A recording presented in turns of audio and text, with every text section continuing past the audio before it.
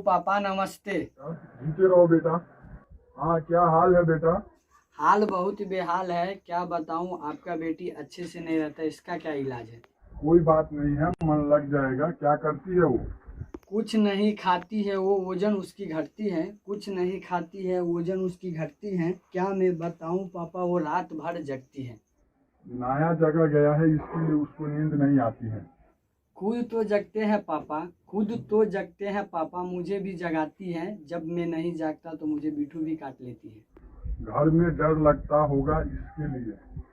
क्या मैं बताऊं इसका हाल, क्या मैं बताऊं इसका हाल। दिन में वो शर्माती है, सुबह तो लेट उठता है, लेकिन चाय भी नहीं बनाती है। ठीक है, सब बनाएगा, अभी नया है। और दिन भर वो करती श्रृंगार, दिन भर वो करती श्रृंगार, लास्ट में लिपस्टिक लगाती है। जब मैं कुछ बोलता हूँ तो मेरे पे ही गुस्सा हो जाती है। ठीक है, बाद में बात करते हैं।